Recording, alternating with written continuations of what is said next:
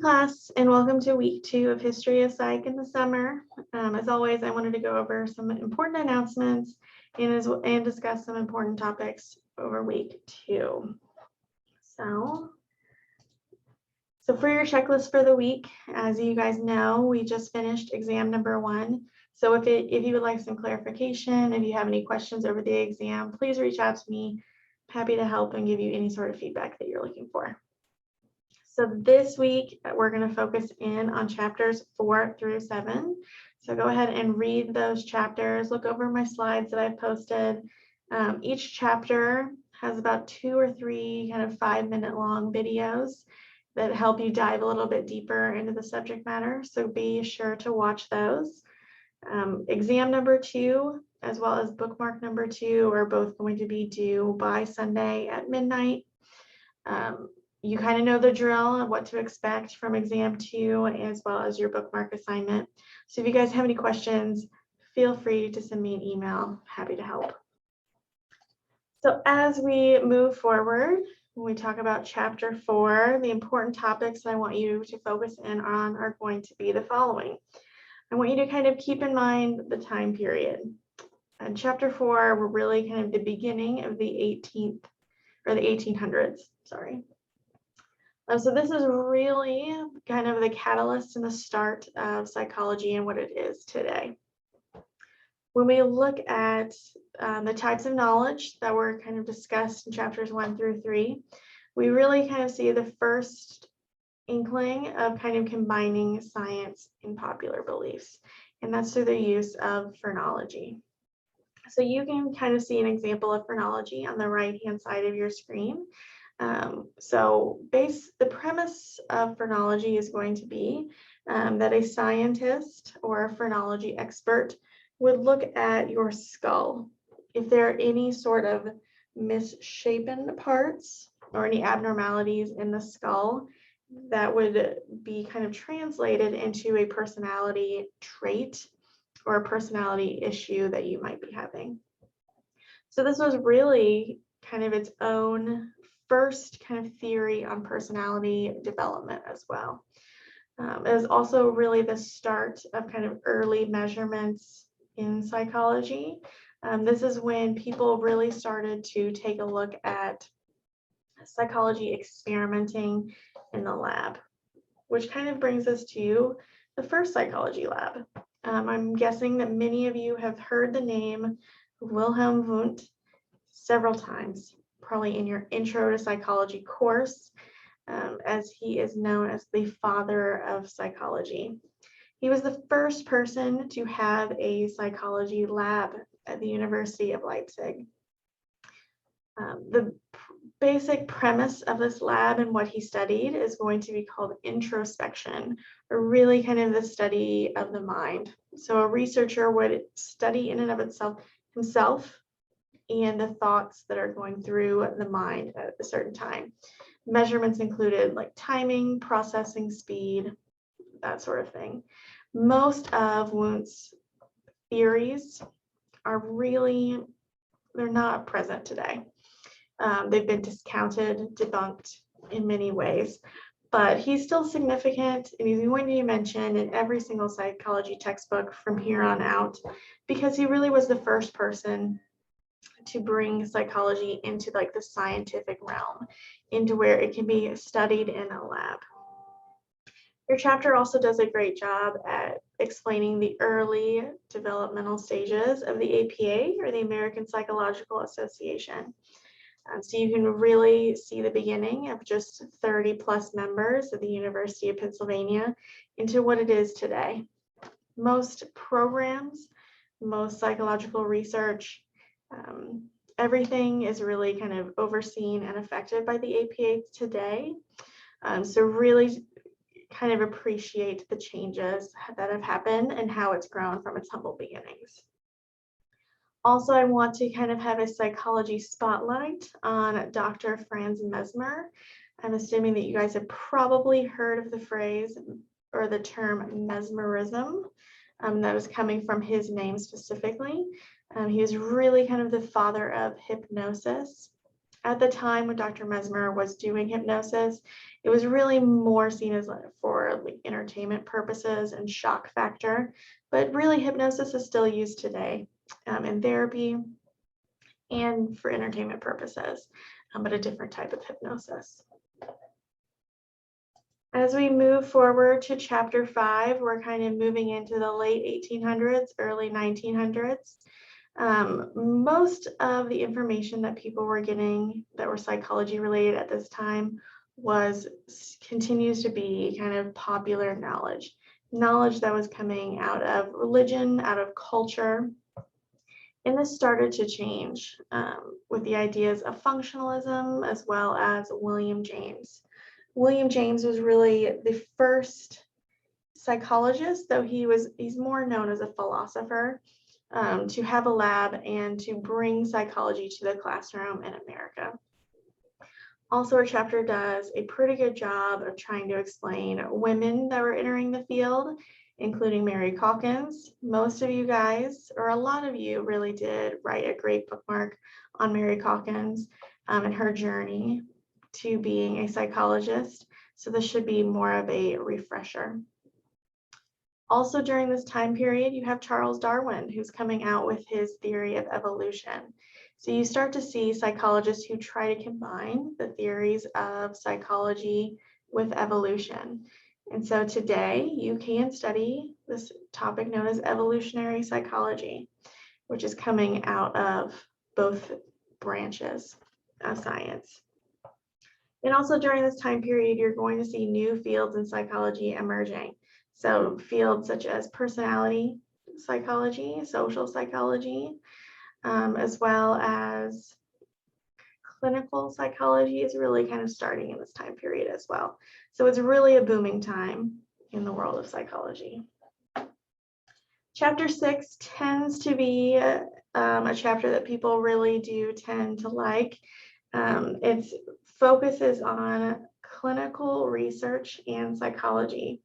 So during this time, so the late 1800s, early 1900s, there was a kind of a rise in mental health issues. You might be asking yourself why. So typically when you kind of look at history of psych textbooks, they're going to say that there's 3 main reasons for why there was this increase in mental illness. And those reasons are sex, drugs, and alienation. What that means is there's this huge rise in STDs and the psychological effects that come from STDs. So STDs such as syphilis can have tremendous effects on your brain and your brain structure, which inadvertently can cause mental illnesses. The second, drugs. The substance abuse was gaining momentum during this time period. So opium, cocaine, and alcohol use were kind of the big 3. More and more people were using these substances for fun, for pleasure, as a way to cope, but it did cause issues in mental illness rates. And the third big reason people like to say is going to be alienation. So during this time period, people were moving away from their families and moving to the cities for work. So this is kind of the first time period in which that shift in kind of the family structure happened. So people were lonely, which can in turn relate to mental health and mental illness issues, such as depression, anxiety, that sort of thing. Also, kind of another one I would like to throw out there of why rates were increasing is that there was a rise in clinical psychology and clinical psychologists and people reporting these illnesses. So before this time period, if somebody was mentally ill, it was dealt with in the family. They were kind of hidden from the family, and there really wasn't treatment offered. So with the rise of asylums and treatment offerings, more people were kind of removed from their families and into kind of treatment facilities, which I feel like is probably leaning towards this increase as well. This is also kind of a time period in which people wanted to start classifying mental illnesses, start coming up with terms for different clusters of symptoms as a way of explaining mental illnesses to other people.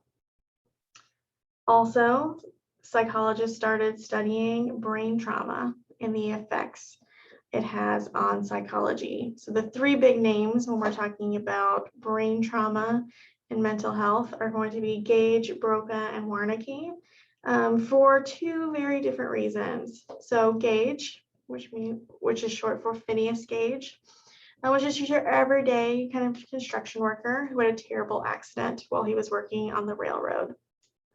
So while he was working, there was like a dynamite mishap or a misspark. And what happened is the railroad spike shot up through his nose and out through the top of his head, detaching his frontal lobe from the rest of his brain. He did survive that. And really the only kind of long-lasting effect was that his personality changed. So people started to wonder, okay, well, even with this amount of brain trauma, you can still survive.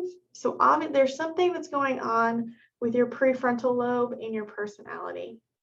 So people started to kind of conceptualize the different parts of the brain do different things, which leads us to Broca and Wernicke, both of which were scientists who studied people who had brain traumas in different areas of their brain that then affected your speech and communication and kind of processing of speech. So still to this day, in textbooks, you will see what's called Broca's area and Wernicke's area, both of which were discovered by these two men who studied people who had brain traumas and the effects it had on their speech and communication. During this time, you also see the early attempts at treatments known as asylums.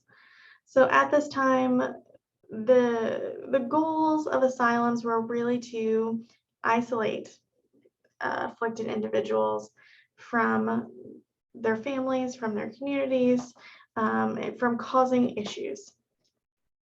The treatment methods were really focusing on restraining.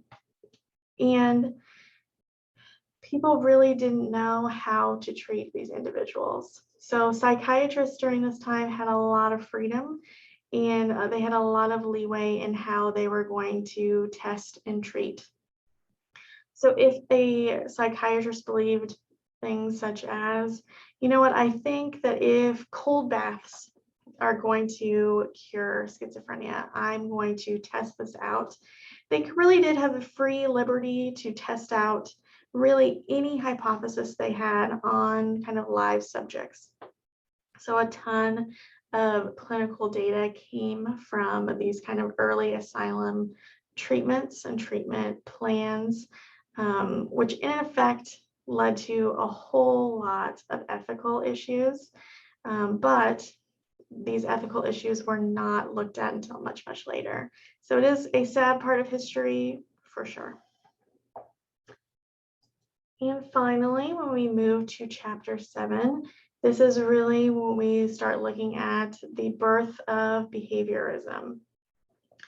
So this was a huge change in the field of psychology. We went from introspection, which was studying kind of our mind, our thoughts, to a completely different way of thinking about psychology. Instead of looking at what's going on in the mind, which we can't see, we need to look at behaviors, which we can observe, report, measure. There is this huge contrasting difference. And with that comes this idea that we can study animals. Animals are just like humans in a way. They have the fight or flight response. They have the ability to be creative, to problem solve, those sorts of things. So people thought, you know what, maybe we can do these psychological research on animals and we can generalize to humans. I would say animal psychology is sort of kind of going out in vogue as of right now, but as early as 10 years ago, we did have a rat lab on UT Tyler's campus, where there was a psychologist on staff who was working and doing comparative psychology. The four main people in the kind of this realm of behavioralism that you want to know about are going to be Thorndike, Pavlov, Betterev, and Watson. These four men made incredible contributions to the field of behaviorism and the field of psychology.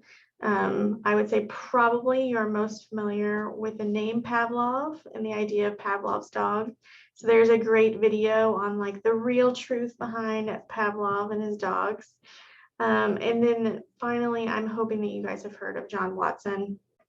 John Watson really made behavioralism popular during this time period, even though he wasn't the most popular of persons.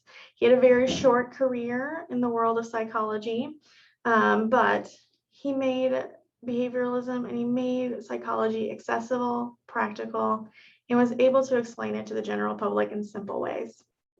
So even though he was controversial, which you'll read about why he was so controversial, he really did help push the subject further and push it forward.